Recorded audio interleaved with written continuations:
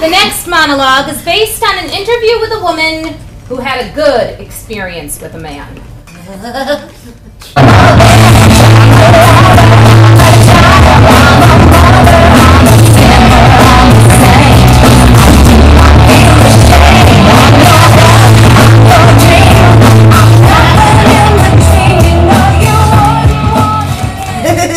This is how I came to love my vagina.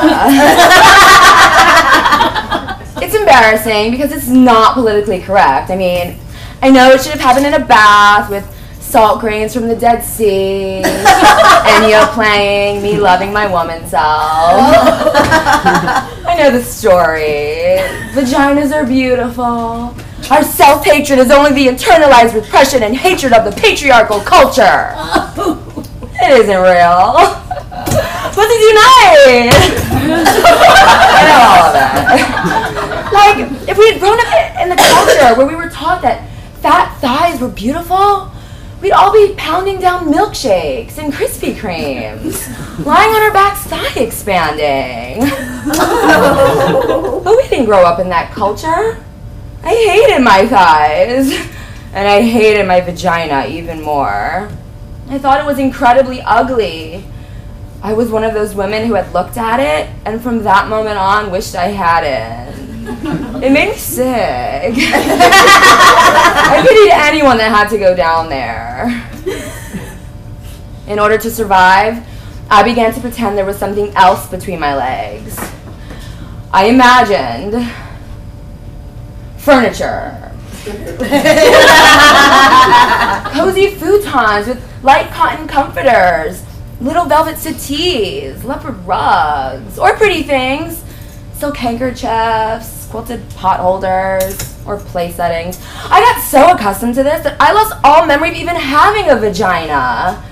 Whenever a man was inside me, I pictured him inside a mink-lined muffler. Or a Chinese bowl.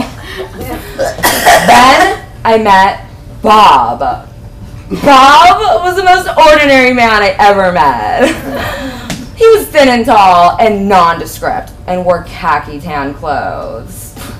Bob did not like spicy foods or listen to Prince. He had no interest in sexy lingerie. In the summer, he spent time in the shade. He did not share his inner feelings. He did not have any problems or issues and was not even an alcoholic.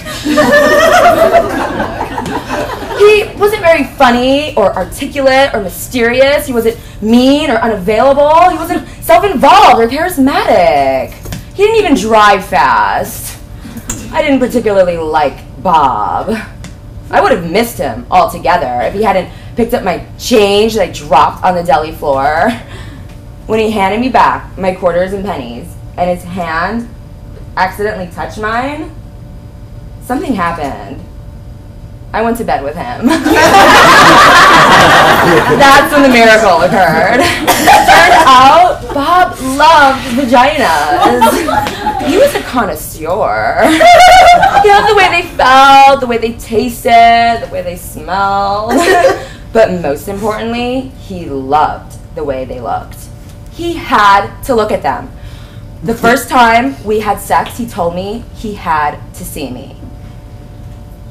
Right here, I said. No, you, he said. I have to see you. Turn on the light. I said he was a weirdo and freaking out in the dark. He turned on the light. Then he said, okay, I'm ready to see you.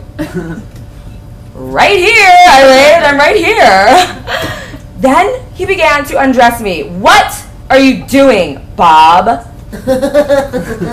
I need to see you, he replied. No need, I said, just do it. I need to see what you look like, he said. But you've seen a red leather couch before, I said. Bob continued. He would not stop. I wanted to throw up and die. This is awfully intimate. I said, can't you just do it? No, it's who you are, he said. I have to look.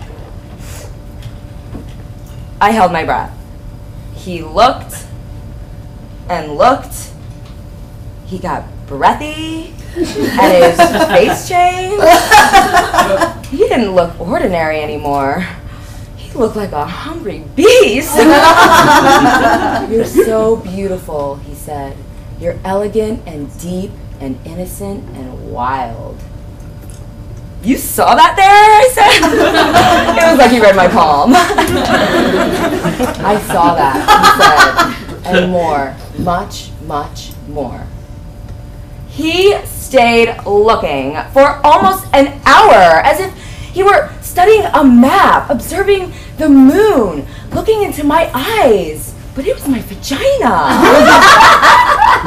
In the light, I watched him looking at me, and he was so genuinely excited, so peaceful and euphoric. I got wet and turned on. I began to see myself the way he saw me. I began to feel beautiful and delicious, like a great painting or a waterfall. Bob wasn't afraid. He was not grossed out. I began to swell, began to feel proud, began to love my vagina. And he was lost there. And I was lost with him. In my vagina. And we were gone. 'Cause